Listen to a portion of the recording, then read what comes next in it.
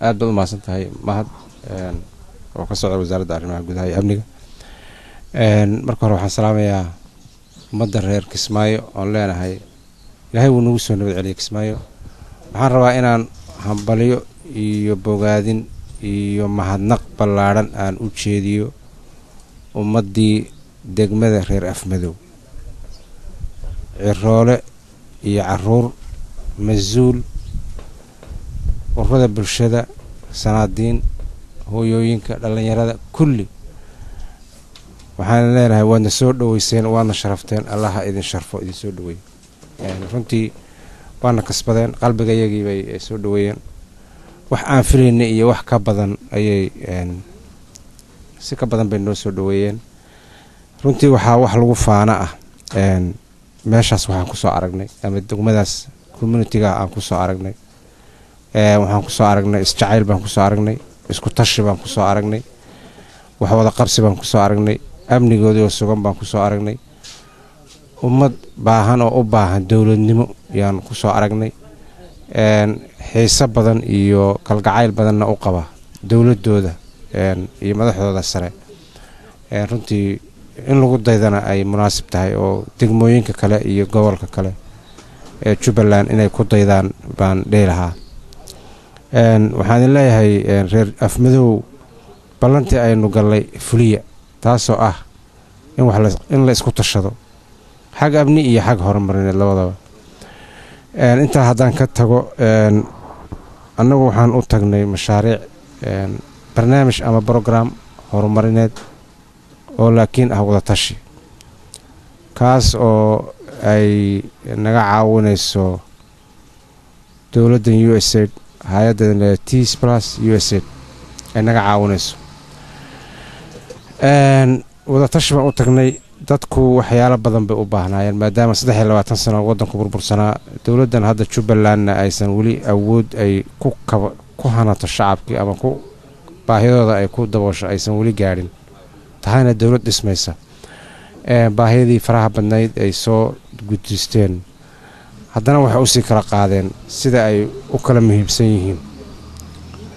6 qodob bay 12 mashruuc bay dadkaasi doorteen. 12 mashruuc haddana waxay usii kala qaadeen oo soo hormarsadeen 6 ugu daran. wixii ugu darnaa ee soo gudbiyeen waxaa ka mid ahaa degmadii meel ay ku shaqayso ma laha, oo maamulkii hore ee Maxamed Siyaad Barre dowladdii kacaankii ee burburtay wixii dhistay wax ka dambeeyay ma jirin. degmadu waa burbursan tahay. bar degmada in loo dhiso si ay salka u dhigto oo gudoomiyaha iyo maamulkiisu ay u helaan meel ay ku shaqeeyaan.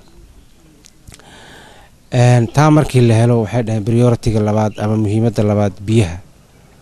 runtii xoolo iyo dadba waxay u baahnayeen biyo u baahan yihiin dadku. in magaalada la biyo geliyo, magaalada way ballaaran tahay. 11,000 oo qoys baa ku nool oo gaaraysa ilaa 80,000 almost 100,000 oo dad baa ku nool meesha. marka waxay u baahan tahay biyo gelin bay u baahan tahay.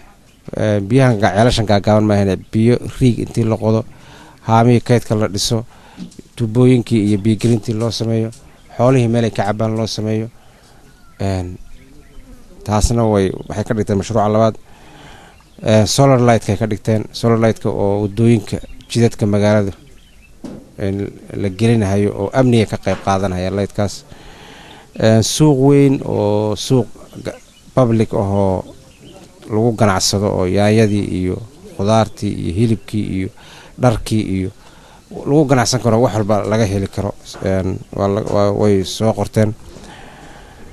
waxay soo qorteen oo priority kale ka dhigeen tababarka dhalinyarada si ay shaqo u helaan, xirfadaha kala gedisan sida farsamada gacanta, electricada, carpenterka, computeriska, car washka, haddii ilaahay barambriska ama tubistaha wax loo yaqaano, haweenka oo dharkan la karinahayo, saaloonka iyo harqaanada sida loo talo. markii tababarka ay qaataanna in ay durba shaqo helaan oo job opportunity-ga ay ka qayb qaataan. dabcan kii ugu dambeeyay ee 6 qodob wuxuu noqday kawaanka. kawaanku waa muhiim weeye. xagga nadaafadda uu fiican yahay, xagga haddii ilaahay kuu samagol yahay hilibkii dadkii cunahayay hadduusan uusan helin meel nadaafadoo lagu qalo oo haddii lasoo qalo lagu iibiyo aan la helin ama space leh dhibkeeday leedahay. marka 6daa qodob bay dadkani soo codsadeen.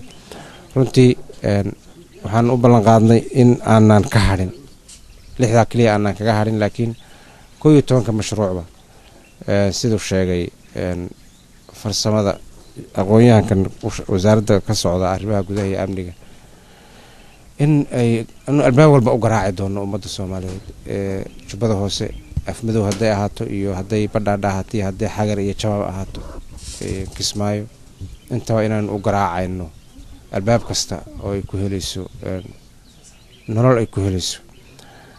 waxaan leeyahay ummadda Soomaaliyeed Jubbaland gaar ahaan gobolka jubbada hoose bulshada ku dhaqan waxaan ugu baaqayaa inaan isku tashano, hala isku tashado. haddii aan noqono dad gacan bini aadan ku xiran horumar ma gaadhino, danteena ma gaadhino, laakiin inaan isku tashano oo waxeena iyo hantideena aan haysano aan ku tashano taasaan ugu baaqayaa. iyo ilaahay oo laga cabsado, dabcan ilaahay in laga cabsado weeye. haddaan alla laga cabsan waxaan wuxuu noqonayaa halbacaad lagu dhisay. aad baan idin salaamaya, aad baan u salaamayaa Ismaaciil runtii oo shaqo aad u muhiimsan nala qabtay ka socda TV-ga Jubbaland oo shirar badan iyo saacado badan iyo lug badan oo nu sameynaynay meelo ka baxsan afmadow tuulooyin ku dhow. runtii shaqo aad u muhiimsan oo geesinimo leh oo samir leh oo oon iyo rafaad u dulqaadanayay. aad baan ugu mahadinayaa Ismaaciil. waad mahadsantahay. Assalaamu calaykum waraxmatullaahi wabarakaatu.